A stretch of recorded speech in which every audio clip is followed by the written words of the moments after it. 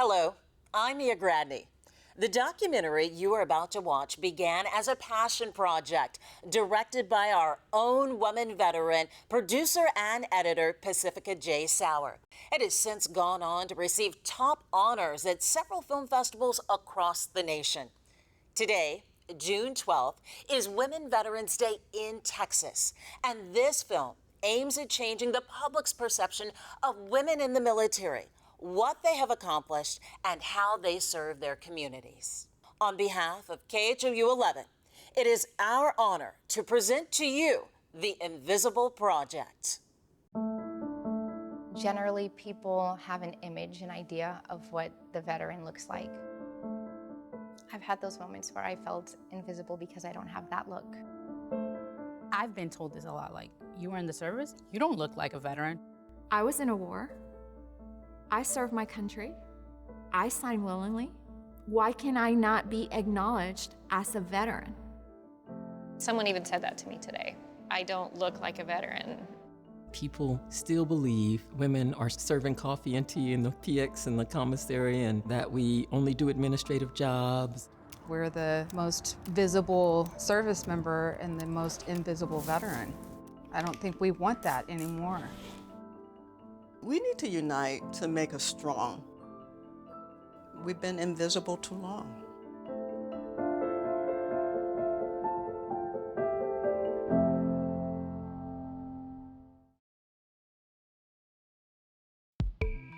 I didn't realize that there would be such a big difference in a man serving and a woman serving.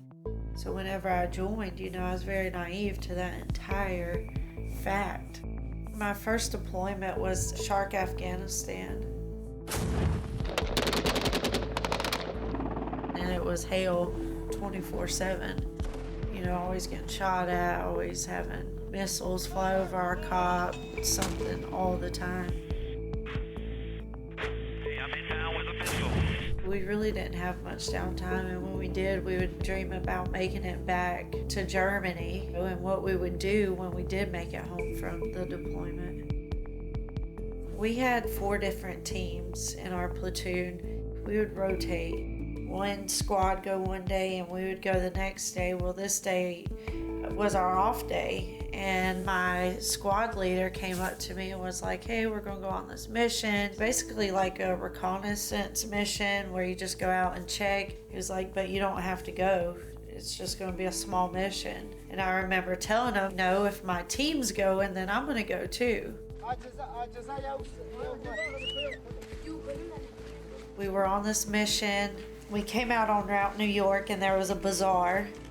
Normally there's, a ton of people in a bazaar because that's where they sell their meats and goods and stuff like that, and it was completely empty. We was in a diagonal formation walking, so I was walking on the left side. I was the second man back. I was coming up on an alley to my left, so I got up and I hugged the building, and I remember seeing some random tires, and I was stepping forward with my right leg.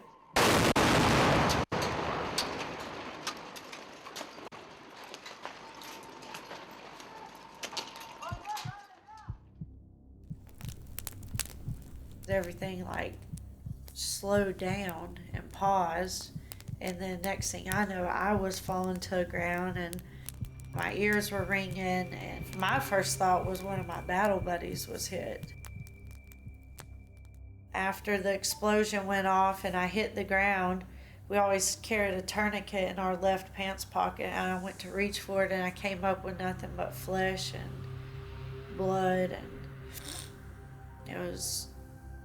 it wasn't there anymore.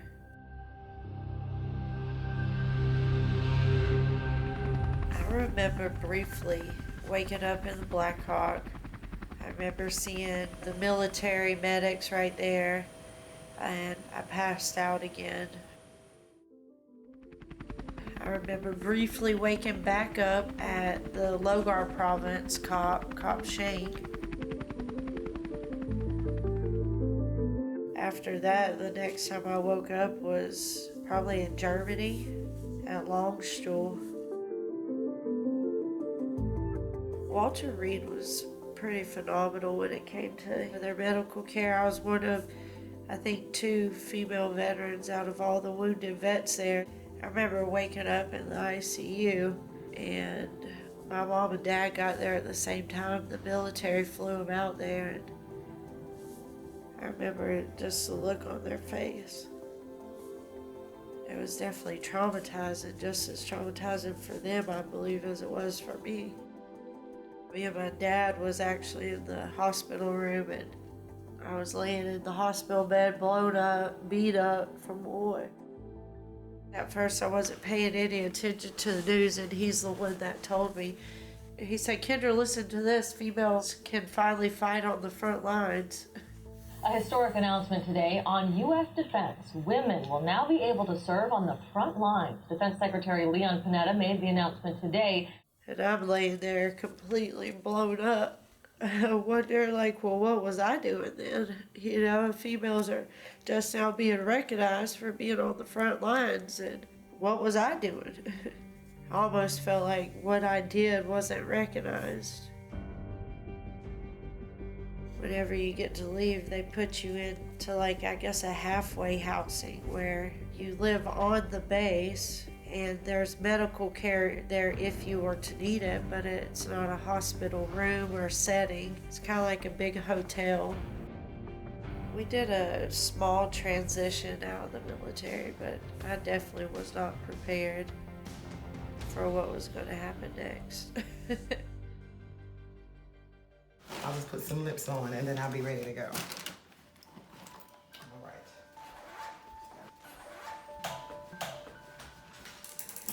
You get to see me put my lips on, even though this color is hard on my lips. I don't know. The experience of being in the military itself, what I had to do was easy for me. Dealing with some of the things that came into my life, that were experiences I had to endure, was not always easy. I grew up with mostly women. I lived with my mother, but my grandmother was like always there because she lived close by. And my mom and my grandmother were very close. So we spent a lot of time between grandma's house, my mom's house, church, and school, and that's pretty much it. If I just wasn't so fine. I needed to figure out what I was gonna do. I didn't think I was interested in college at the time, but I already become a teen mom. So I wanted to take care of my baby. I didn't want my mother to have to do that.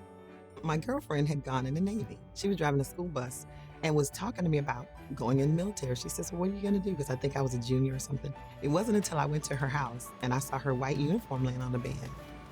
I was sold. And I went home and told my mom I'm going in the Navy because I like their uniforms. And my mother looked at me like, "What? Because you like?" Yep. I didn't need anything else. There were no men where we were in boot camp, necessarily where we lived, but when we marched and did those things, we had a brother company that would accompany us. I had no idea that once you got out of boot camp, all of a sudden you'd be the only or a very small group of, depending on where you ended up. That was like, where are the girls at? Initially, I was in aviation where there was actually a lot of women at my first duty station. But when I went to A school, it was primarily men, of course. I meet this Marine. I didn't know initially that he was stationed across the street from us because I was a Navy. He was a Marine. I didn't understand any of that. Just got there, maybe a couple months earlier. And then, unfortunately, my first major trauma happened.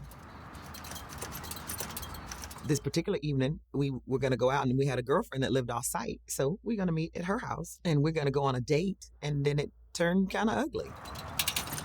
He got very aggressive with me and decided he wanted to have relations with me physically, and I didn't want to, and, he forced me. Once it happened and it was kind of over with, he left that night, and he literally didn't contact me anymore until I contacted him about 2 months later because I found out I was pregnant. He says, "Okay, well, I'll take care of it." He contacts me within probably 2-3 weeks later and takes me to his duty station. They had us go into this room, and there were 5 men sitting there. I'll never forget. They have us stand at attention in front of them, and then they tell me, how dare I be pregnant, and that I'm trying to ruin his career. I remember being like I was moving outside of my body because it's like, do you not know what happened with this situation? And they weren't even entertaining conversation. They pretty much said, "We're giving you a direct order to have an abortion."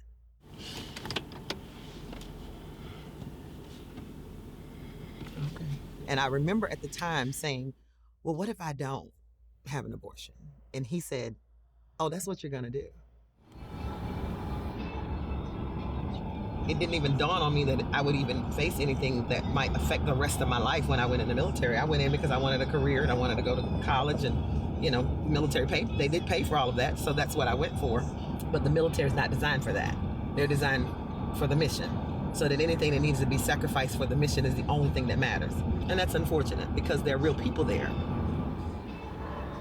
A few months went by because at that time, you couldn't have an abortion without the baby being a certain amount of gestation. You couldn't do it very, very early. He picked me up in a government car, took me to the clinic right there on Little Creek Road. Nobody's going through this with me, it's just me. That particular day, I was so grief-stricken, I couldn't even speak. So I went to the barracks, just burst in tears and tears and tears. So just all of this stuff began to build up in me immediately. Well, I think about where I am now in my life, that I'm actually going through a transition. There was a time in my life that I didn't think about being a veteran. It's not that I didn't identify in the VA system. It's just outside of that system, there was never a reason to bring it up. Once I kind of started meeting other women who were here in Texas, I found out that there was a lot of women that just didn't identify as veterans, so they didn't have access to any of their benefits. They didn't even know that there were benefits available to them as veterans. And then there was a misunderstanding about what the definition of a veteran was for many women, particularly the older generation, because they felt like that if they didn't go to war, they weren't veterans. Because I remember when I was in the Gulf War, whenever the ship pulled in and we docked in Iraq, everybody got off to do whatever it is we were assigned to do, men and women. So if somebody got hurt, somebody got blown up, whatever, it just was a part of being there. So it's always a mystery as to how media can report that the women are now on the front lines when women have always been on the front lines. And then there are issues, I think, that are different that we deal with, because the Me Too movement is just as serious or more so in the military than it is in the civilian sector, because our lifestyle is primarily men. For the most part, it's great, but there are bad apples everywhere. And they make it hard for us to do what we do, just be there. Not because we're doing anything wrong, just being there, being a woman, is a challenge. And I think it's unfair for people to feel like, well, you shouldn't have went in the military because you knew what it was. Well, I mean, that's not fair either, because the military is an opportunity for everybody. I'm excited about being a part of it. I'm Not Invisible, just because women who served in the military, a lot of times, there's just a little bit of a misunderstanding as to our role. At this point, we should be working together so that we can, work toward the goal, the cause of making sure, again, we're at least acknowledged for what we did, what we have done, and then what we can contribute to our communities now. Because I think what I'm seeing is that we have a next generation of young women who could use us, being able to advise them on some things about how to manage themselves inside this culture. Because now we can reach back and look and say, guys, this might help you. This is what I went through and this might help you, kind of thing, But while we're competing, fighting, we can't get anything done, So. Good luck to the VA. Thank you. I guess having somebody take an initiative to document our history is important. And again, it's not because I think we need to be separate from the guys and get separate attention. I just think we need to have recognition so it'll become normal for people to think of a woman having been in the military. Glad you made it safely. Good, you smell fabulous. Whatever that is you're wearing. I'll tell you later. Okay. Oh my gosh,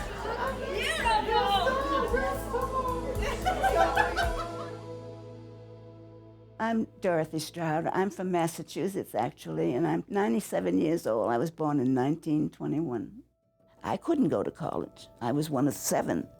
Right after the Depression, this was back in the 30s, so there was no way. A woman in that days, and where I came from anyway, it was considered a waste of time. When I was 21 in 1942, I was thinking about joining the Army. They had started advertising. Today, the WACs are serving with the armed forces in every major theater of war. The first contingent to arrive in Australia gets a real welcome.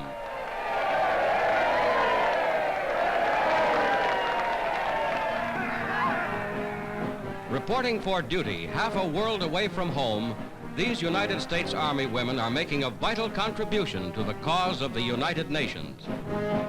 And my family, my brothers and sisters all said, don't do it, don't do it, don't do it. Oh, honey, you don't want to do that. You don't know where you're going to go. You don't know who you'll be living with or who you'll be working with. You don't want to do that. But my mother said, go for it.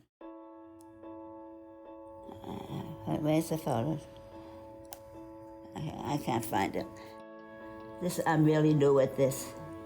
I'm learning, and it's hard because I can't remember. I feel like a pioneer because it was all so new. Ms. Stroud? We had a physical and they evaluated us before we went into training. Then we went to Des Moines, Iowa. All right, so I understand we're getting you some new hearing aids. So first thing we need to do is do a new hearing test. Okay. Make sure that nothing has changed there, and then we can get you some hearing aids ordered, okay? Okay. Come on in here. Part of the training was done at that time with men. I'm going to put some earphones in your ears. When you hear the beeps, I need you to press this button, okay? Because there weren't enough women yet available to do this. They were all pretty new, like I was new.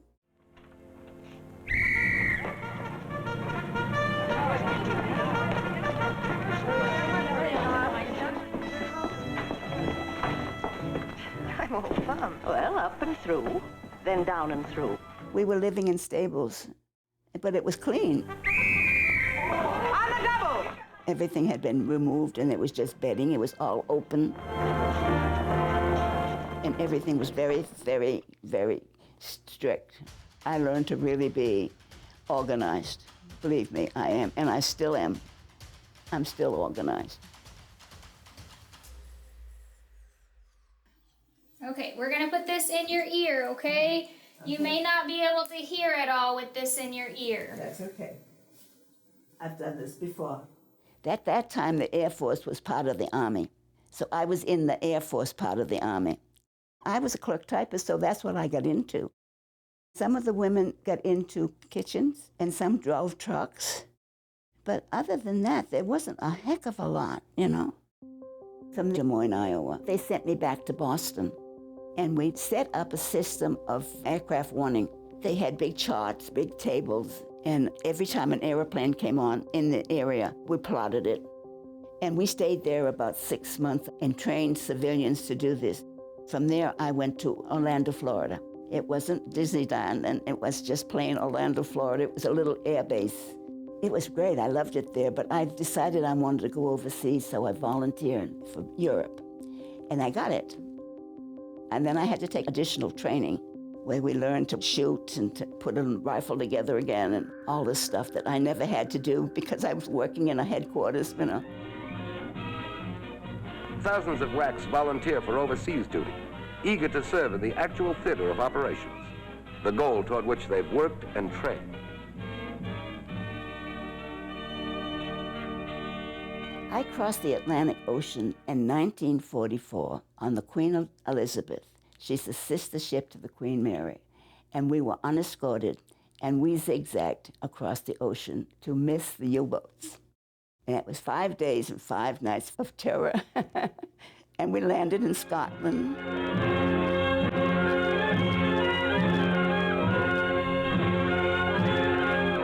And we came down through Scotland into some place in the Midlands of England. I don't remember the name of the town. I don't know if I even knew it because everything was so restricted. There was no street signs, no county town signs because of the possibility of invasion. We stayed there for 2 or 3 weeks waiting for transportation to France. When I went to overseas training, they cut my orders early and I was there 2 days before I was needed. And another woman was in the same situation, and we 2 of us were roaming around in this great big empty barracks. Her name was Gates. I called her Gatesy. She called me Dryden. That was my last name at the time. And she went on the ship with me. We went to France together, and we worked in the same office. But the English Channel, we just did it overnight. We'd get on it. It was everywhere. It was really hush-hush. We didn't know what time we were leaving from. It was rough. The channel was really rough. But we got along. We got fine. Tracy and I, we were buddies. When we were on the beachhead, they weren't expecting us, so they didn't have anything ready for us. So we had to sleep on the ground until they got stuff. It was raining. and it was cold, but we passed it up. Every night we'd just take our shoes off because they were so muddy, you know. On the beachhead, they took us over to a outside kitchen for a hot meal one time. And while we were standing around waiting, one of the cooks came up to me and he said, "Would you like a helmet of hot water?" I said, "Oh boy, would I ever." I'd rather have the hot water than the food. So he gave me a helmet full of hot water, and Gacy got one too, and we scrubbed up a little bit. And they took us to this beautiful hotel in Paris.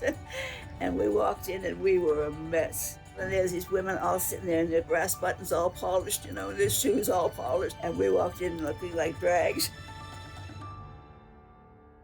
JFK was president. The Beatles invaded America.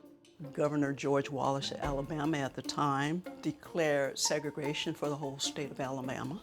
Dr. Martin Luther King did his I Have a Dream speech. A lot of things were being stirred up at the time in 1963. I was at UCLA. I was in my 5th year of med school when the female recruiters came to our campus. They were interviewing a lot of the female students, and they had a list of names, and my name was on that list. The Vietnam War was going on at the time. It just didn't occur. That was why we were being recruited, because they needed women. At the time, women were nurses or administrators. Maybe 9 months up the road, they sent a bus to campus to pick us up and take us to the MEPS, to the Military Processing Center. So we were called WAFs, the Women's Air Force. The WAF and the WACs, they were actually fully enlisted. Even though they were officers, they were called enlistees. They didn't distinguish anything different like they do today. My first assignment was 99th Combat Support Hospital in Westover Air Force Base, Springfield, Massachusetts. Lift. 1, 2, OTD! Jody has it all. Jody has it all. Jody's on the ball. Jody's on the ball. Who's got it? Jody's got it. Who's got it? Jody's got it. Sound off. 1, 2. Sound again. 3, 4. Bring it on up. 1 up, 2 up, 3 up, 4 up. Bring it on down now. 1, 2, 3, 4. 1, 2, 3, 4. Living quarters was our headquarters. Our assignments were given to us from what we call WAF unit. All the men are at war, and they're waking us up and telling us that we had snow removal detail and we had to plow the city. But this is the kind of things that we women did. We actually ran the bases and supported the cities. It was a lot of pressure on us to keep things going.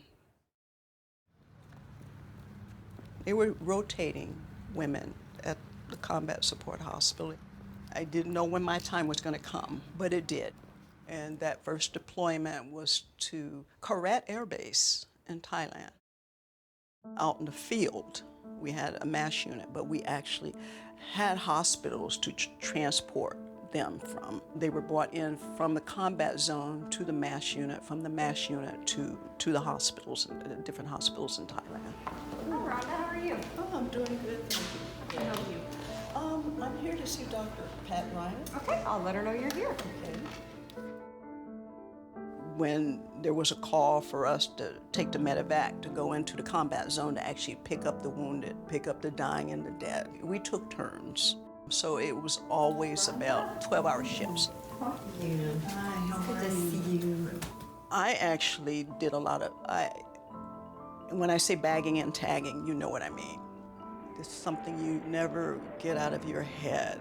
The things that you see, you hear, you smell. The thing that was interesting to me as a member of the Army Nurse Corps is that there was a real respect for rank and who you were, regardless of what your profession was. And so, you know, nurses in the military, we were tight. The men and women who become Army nurses may be student nurses or graduate professional nurses who have had hospital experience. To each, the Army Nurse Corps represents the epitome of the nursing profession. Here, a career in the Corps can span a lifetime of rewarding service and adventure in foreign lands.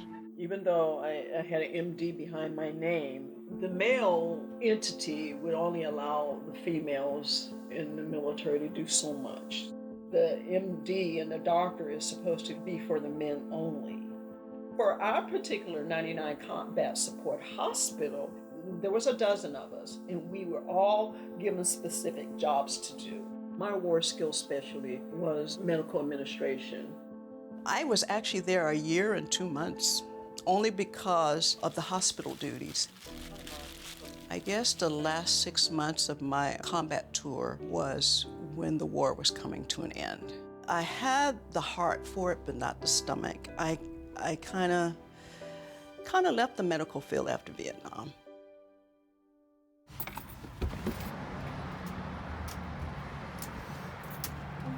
I got out of the military, I lost contact with everyone. I went home and fell into a deep depression and became best friends with my pain meds. I got really addicted to them. We have a tincture as well, so it's going to be a little more potent than the shot. Instead of doing the shot, you do 1 to 2 of the droppers sublingually underneath. I went to the VA for help, and instead of helping me, they just took me off of them. So I went to the streets to find pain meds, and I ended up isolating from everyone, and that turned into even a stronger addiction of heroin. I just was headed to prison. The same freedom that I fought for, I was about to lose to this addiction. I used to be a strong soldier, and now I'm in jail as a heroin addict. And I didn't know how to come back from that. I wanted to change, I just didn't know how to change or where to begin. I wrote my congressman, Jody Heiss. He got a hold of the VA and assigned someone through the VA to help me get into drug court and get into a drug rehab program instead of going to prison. Thank you. We appreciate it. Oh, no problem. Have a good one.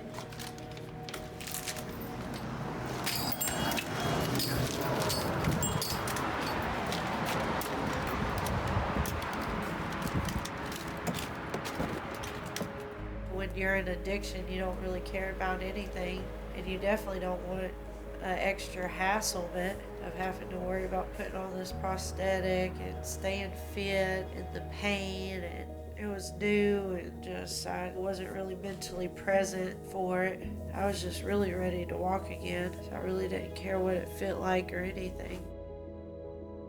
The old socket was so hard. I would sit lopsided, it would hurt your back. Your leg would actually lose feeling in it because it was so hard.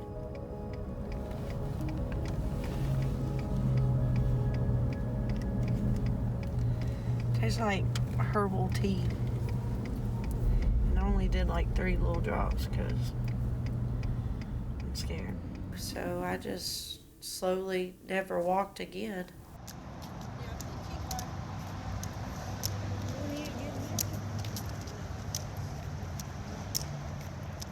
I was actually in Houston.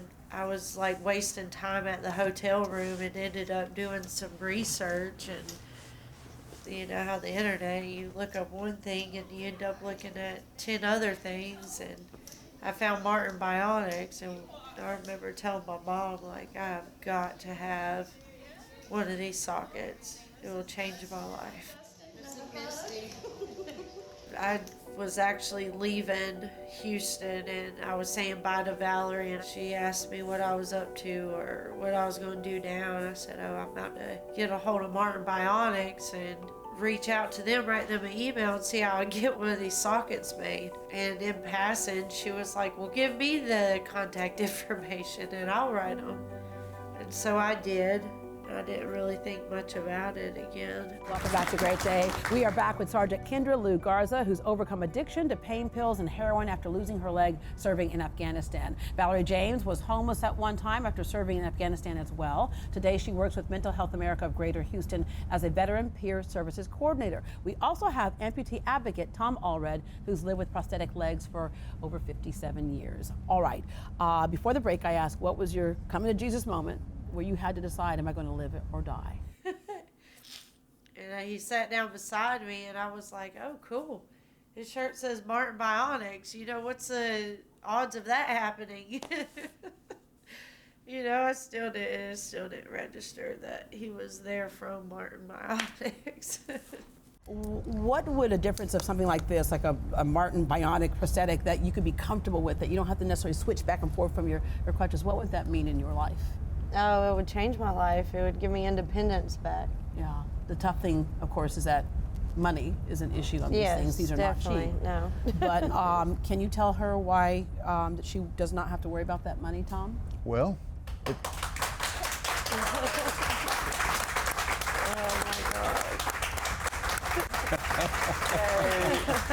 Yay!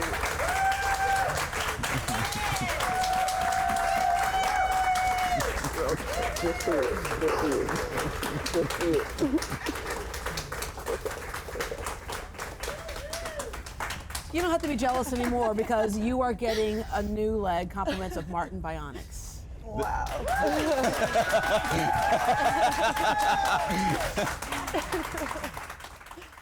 Everybody's excited about this. Everybody was like, don't stress about anything, just focus on the trip. And so I didn't. I've hit so many blocks this year trying to reach out to try to figure out a way to get more awareness for women veterans, and there was just, they were astounded. No support at all. None. That's like why I get such a crazy look when they find out, like, you know, I'm a female vet that got injured in combat. They're just like, holy shit. They're just jealous because they like, don't do wow, it. they really do. It's almost like an aha moment for them, like, wow, they really do serve. I'm really in Oklahoma City about to get this awesome socket made, so it's very surreal.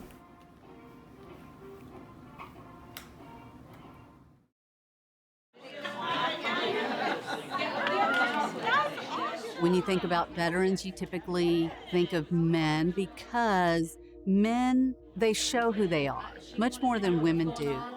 She's doing it right now. I joined the Air Force in 1980. I was a linguist, and there were actually quite a few women that were at the language school the same time that I was, and a lot of the women that I was actually at the language school with went with me to Korea. Please have me. Yes. I'll have more of these. Yes. I was in for 4 years, and when I got out, I didn't know about benefits or services, and nobody had ever communicated that there were any benefits or services aside from your VA benefit to buy a home. But other than that, I didn't know about the VA or even if those services were available for women back then, and I didn't even ask. I didn't even know to ask. I just kind of said, okay, I'm out, and I went about living my life. In 2010, when I was getting my MBA, there was a medically retired lieutenant colonel in the Air Force who was in my cohort. And we were talking, and she said, well, you're a veteran. And I'm like, well, yeah, I don't know about that. And she's like, no, you served. I said, yeah, from 80 to 84. I said, it was a long time ago. And she's like, don't do that.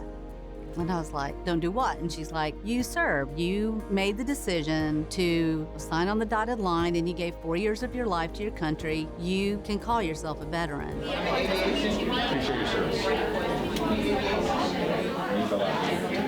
Thank you. There are so many women veterans like myself who have dismissed their service when they shouldn't have. Pictures, Women's Army Corps. Yeah. There's a large part of the population who have family members who never served, and so they're not as aware that women serve.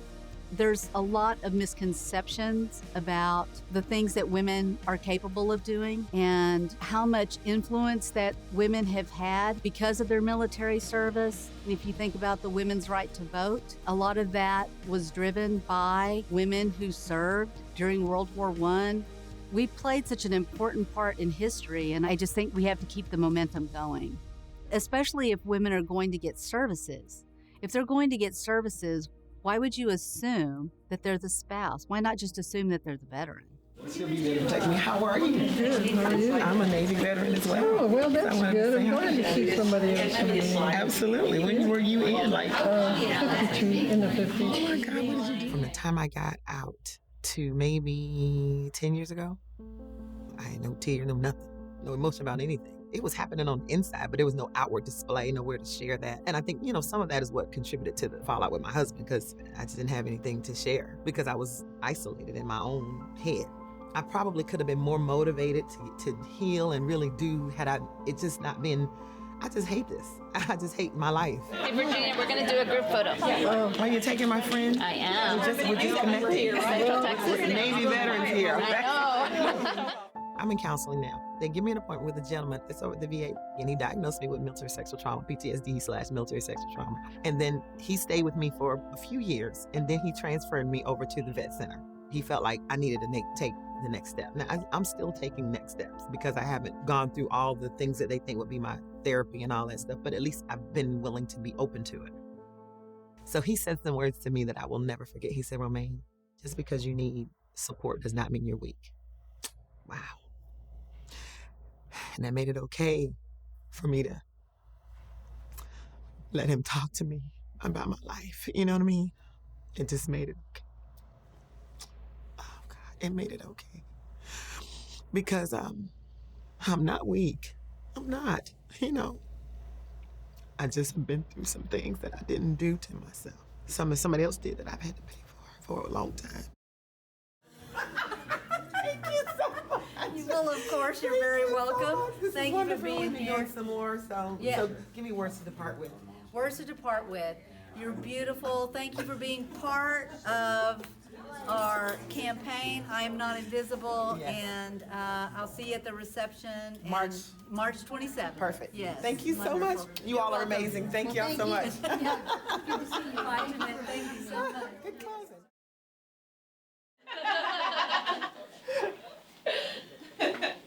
Who did that? I used to decorate cakes. She did. Wow. Yeah. Oh, wow. We share lots of things. That was one of my hobbies years ago. Wow, see? Yeah, that's lovely. Thank very you. beautiful Looks lady just on there. like me. Is it something you'd like to do to share your story? I never talked about it until I saw the 50th anniversary of the D-Day landing. Yes. Well, I did that. About 2 months later, I landed on Omaha Beach. I had a backpack on, I had a helmet on, and boots. I had to climb down the side of a ship on a rope ladder, and I landed down into one of these little landing ships that they took me into the shore, the front limp down, just like they did on D-Day with the men. I did that. So you paved the way for all of us. Yeah. For what you did and for everything that you went through. There was people there before me, but there weren't many, Right. And when I got there, I realized where I was. It was Omaha Beach. And I looked around and all the bunkers were still up there. And I thought, how in heaven's name did these men do it? There was such a little shoreline. It was very short. Thousands got killed. It was awful. Paris was free by then. That's how I got over there. Paris got free. Then they started bringing the women in. We were the headquarters for the depots that were spread out in France and Belgium. And we provided ammunition and weaponry to the troops. I was there when the Battle of the Bulge, when they tried to take us back. I got the Rocota gear thanking me for helping to free them. I thought that was kind of neat. I've had a lot of experiences. Miss Dorothy, can I ask a question? What was your proudest moment? My Proudest moment. Oh, I hadn't thought about that. I don't know. When was my happiest moment? Yeah, or even your happiest When they moment. turned the lights on back in Paris. It was July 14th, Bastille Day. The war had just ended. The whole town was open. The lights were on. The fountains were back on. It was a gala time. It was wonderful. The war was over. It was over. We women have come a long way. Yes. We have come a long way. Yes, we have. But there's one more thing I want to tell you about all of this. When the troops entered the death camps, they had Signal Corps with them that took pictures just the way it was right then. They asked us to see those pictures so we would never forget and not to let anybody else forget what happened over there. We did. I'll never forget it. It was awful. Can you imagine? Things that we can only read about in the book. You don't hear about it anymore. Right. But you have to remember it. Absolutely. You have to remember it. Well, welcome to Modern Bionics. So let's just do a little bit of paperwork just so I can get you in the computer, and then I will round up everybody and let them know that you're here. So we'll just go in this front room and here. Come on, have a seat there in that comfy chair. Now, are you cold? No, ma'am, because I got the heater. I've moved it up and down a couple times, so. Oh, we are so excited to have you. Cool. So work on that, and then let me go. I think Jay's upstairs, and everybody's gonna spread out. So okay. Round them up.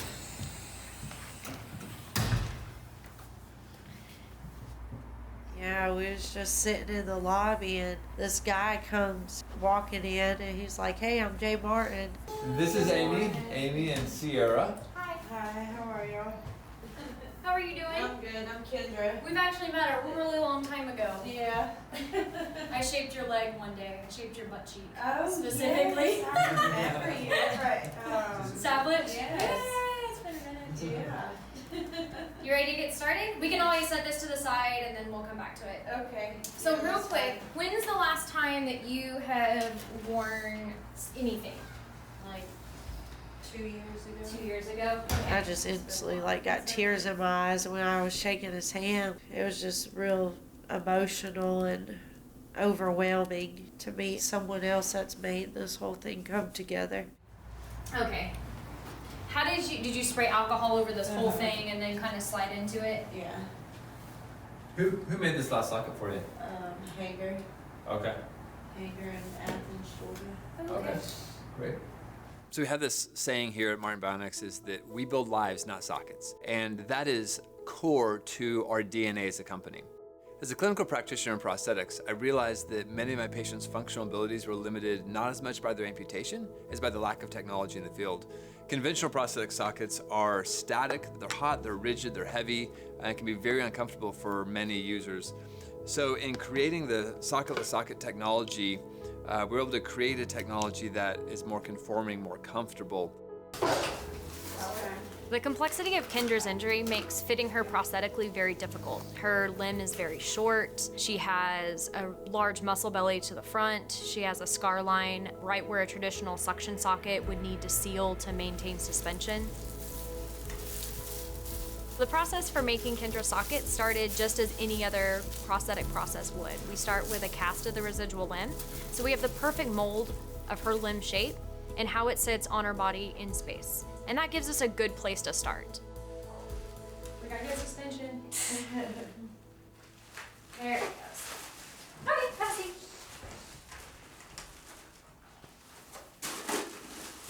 It takes us a little bit to get it going, so probably about 2:30. Sound good? So you're free to whatever you want to do until about 2:30. Do you want to leave the liner on? You want to take it off and leave it here? I'll leave it on. Does it feel good to just have pressure on it? Yeah, it does. Yeah, go for it. It's a whole new process. All right, we shall return to the room we have before.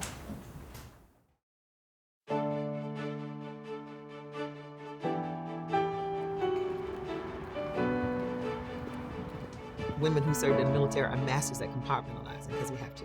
We all know what it means to perform whatever your mission is, and you just got to focus on that. At the end of the day, I think all of us need to be working on something as it relates to women moving forward and having success if we serve in the military. That's just the way I see it. Oh, wow, this is pretty cool. I like that one. And I think we'll find our best self if we can incorporate who we really are as women into being veterans. I feel like she actually doesn't know what she's doing. And then being able to acculturate by bringing our mantra of never leaving anyone behind. This camaraderie has opened up for healing for them. I can say for myself, I didn't even know I needed this in my life. That there's other women that think like me, that just get me. And I don't have to be anything different. I don't have to put on a mask. I don't have to add anything. I don't have to take anything away. I can just be me.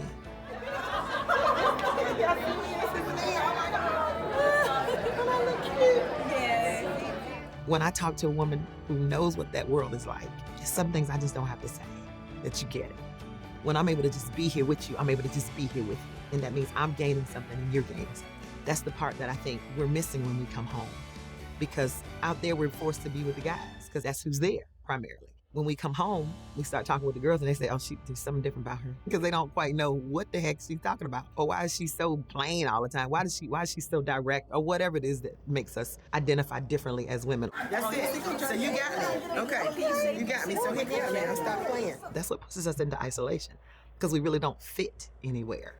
This exhibit is part of the national campaign, which aims to elevate public awareness for the vital role of women veterans have played in national defense. Further, it encourages all women who serve to identify as veterans and to utilize the benefits that they deserved.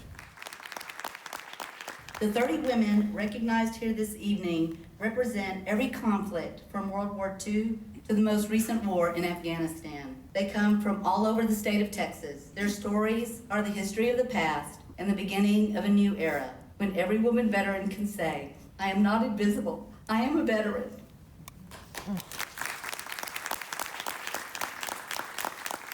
I was able to find a connection here. Now, of course, all of us are not going to connect with everybody. That never happens. But everybody connected with somebody. And I think that's why this is so vital, because I think when you feel like you're fit somewhere, that is a part of the process of being able to heal. Beyond counseling, you have someone that recognizes my service, recognizes my sacrifice. Because while we want to be humble about it, what most of us did is a sacrifice. People appreciated that. These women veterans appreciated that. And I can tell by the response even now on our social media, as people are still responding and engaging with us and asking what's happening next. There's an interest that's been piqued. What can we do with this to change the lives of women really? Things have changed so much since when I went in that I really can't complain. I can't, because when I went in, it was not a career. It was something temporary. There was no thought about staying in and retiring. I came home. I went to school for 2 years under the GI Bill, and then I went to work. I went to work for an advertising agency, and I loved it. It was kind of a crazy place, but it was fun. Okay, they're on now. How does that sound? Is that very loud? Okay. Wow, it's loud. Okay. I'd been there a couple of years, and I got a letter, we want you, so I had to go back in. It was for the Korean campaign. Okay, so you have a cool app on your phone now where you can also adjust your hearing aids from your phone instead of having to reach up behind your ear. Okay. Okay. So where is it? So it's right here. It's called Hear Max. Okay, you click on that. First I went to Okinawa, which is a little island, and it was really very primitive, and it was really in bad shape from the war, still.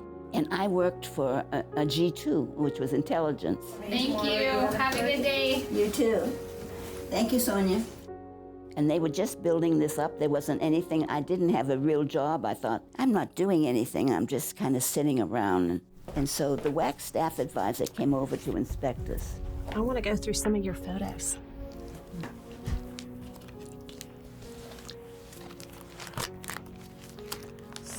Tell me about these. Oh, tell you? Yeah. Well, this is my typewriter. I didn't do any of the work. I just handled all the paperwork, so I knew everything that was going on. Oh. It was kind of fun. I bet. And this is part of the women that I worked with at G1. And the woman in the center is WAC staff advisor for that section. She's the one that visited me in Okinawa and asked me what I was doing there, and if I was happy, and I said no, I didn't have a job that I enjoyed. And I said, but if I was in Japan, I'd fill up a full tour. And 2 weeks later, she called me and she says, pack your bags, I got a job for you. So I went to Japan. We worked in a building that was a replica of the Pentagon. It was fabulous, and it was loaded with generals. Believe me, it was loaded with generals. Every department had a general head, even mine, you know. This is General Peplow. He was our chief at 8th Army headquarters in Japan. Okay. Up until that time, I had a colonel, and so they brought him in, and just in time to give me an award. Oh, well, okay, good. I put in 5 years on my second enlistment. After I got home and got out of the service, it was in the past, you know. Do you feel like you're a veteran? Yes. Have you always felt like that? Yes, because I've done a lot. You have, but you never talked about it. Well, I didn't because no one else did. But really, I've talked about it more since I've been here. Some of the women there got onto the fact that I was military, especially Joe, our friend, you know. Right. And so I just told them what was going on, how it had been for me, you know.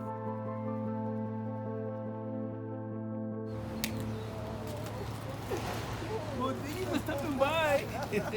I stood firm. I fought my case and set precedents for other women to be able to fight their own case.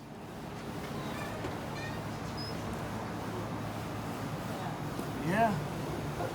Today's cell phone, solid steel. They don't make them like this anymore. Oh yeah, it's not bad. They approached me about the memorial in the 80s. A few of us who did go to combat as nurses who were out in the field, we started doing fundraisers and asking for help doing a memorial because we didn't want to be forgotten. It wasn't a popular war. It wasn't a war that made us popular at all. And a lot of people don't think it was just because the fact that they don't understand. In that time, no one thought it was a just cause, but having been there and having been in the midst and have gone back to see what I can do to help, yes, our cause was just. I was notified that they wanted to use my face image as one of the faces in the memorial. They decided to do that because of the fight I put up with trying to do something about the problems with sexual assault, sexual harassment against women in the military. It took us about a good 10 years. So from about 83, 84 to 93, it came out of our own pockets. We paid for the memorial ourselves. Once women get together and unite and stand firm, I think that they can elevate us. And that's what we need. We need to be elevated. When we planted that seed in doing the Women's Vietnam Memorial, we took the leadership role, hoping that others would follow. And I'm just one person. However, it only takes one spark to start a wildfire. They actually use images of a lot of us. If you ever go to Washington, D.C. to see the Women's Vietnam Memorial, I'm the one that's looking up to heaven. We female veterans have a gift. Don't hide that gift. Don't shy away. I have no contacts with any of the women that I knew from Vietnam. I don't know where they are now. I don't know if how many more of us are still alive. But we need to unite to make us strong. And when we talk about the Time's Up movement or Me Too movement, the female veteran still is not heard. If you told them you're a Vietnam vet, and they say, yeah, right, we've been invisible too long. Yeah. Today's the day. It is. I'm so excited. Super excited. Hi, you heard something to me. Didn't you? I think I said it easy. Your first picture was amazing. All right. Oh, there it is. Here it is. All right, I gotta take these blue jeans off. That's okay.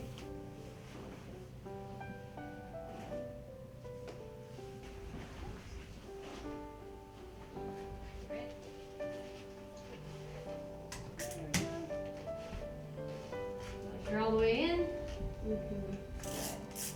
So whenever I first stood up in the socket, it was kind of like, okay, just like, I can't really even explain it because it was so comfortable. I know, I'm gonna cry. Do it, you do it. You can cry all you want. It's been like years since I walked. It's okay, come here. Oh, I'm so proud of you. I'm so proud of you. Thank you all so much. You've had a journey for sure. Yeah, you can do it now, right? Push your legs out. You know how to do it. Put your legs really high. There you go. Well, with Women Veterans Day, I think the most important thing that we're trying to get is awareness that women serve and some of the issues that we have are different from what men have of being in the military. And just to be able to acknowledge the sacrifice that women make that is very specific, I'll say, because of the family and how we deal with our children. Bringing good awareness to that, I think, is going to be important because it enables people or organizations in the VA to be able to know how best to approach care for us or resources for us and how to develop what may not be out there now. So I think that's a big deal. Now I'm gonna let you do it for a while. Let me see you do it. Stick your legs out, come on, real big. There you go. Then I think, because unfortunately there's a stigma that goes with sometimes with women being in the military because of the culture, because military changes your viewpoint of how you handle pretty much everything. So if you're in the military for any extended amount of time, your process for living is very different. My baby might be a military girl one day, I don't know. I guess going through the counseling has caused me to kind of do some looking inward at myself and my life and the people in my life that matter. And with that, I visited my mom.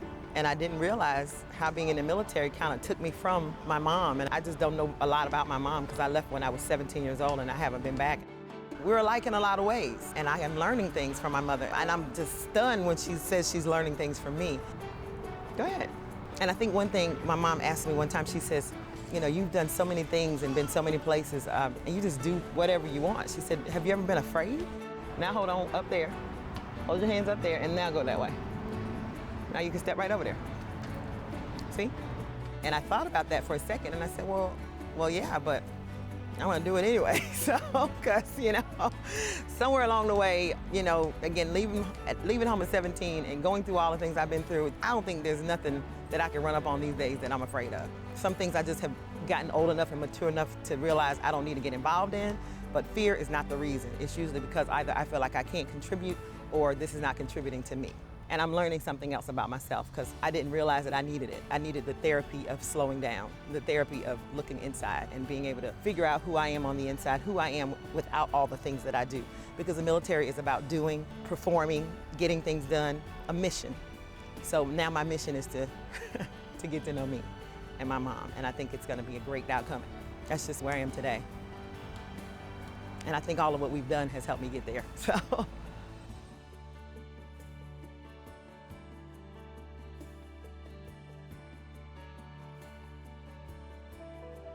I thought at the time it was essential to go. Boy, it's a long time ago. I met this lady, a Hispanic lady, and she is a general. That would have never happened way back when I first entered the military. So things are looking good. I tell you, I stood next to my sisters when they were looking at the Women in the Military stamp. And I thought, if only I could be one of those women that make a difference. Not only on myself, but my kids, and then anybody that I meet. I try to make a difference in their lives. Depending on what we've been through in the military, we transition past like it didn't exist. We blot it out. But yet, when you see us together, coming together and talking, it's like the happiest moment anyone's had in a very long time. It brings all that back, and it brings back a sameness and a saneness. You feel like you're the only person that's going through, and you're not. And as long as we band together and put our hands together and figure out like how to help each other, we will. Come with us. Let me show you where you can go and have community. Let me show you where you can go and have support, because it's amazing to be able to be around other women. It's important that the generations to come will see the sacrifice and the hard work that women before them put in to make sure that women veterans are honored and not forgotten.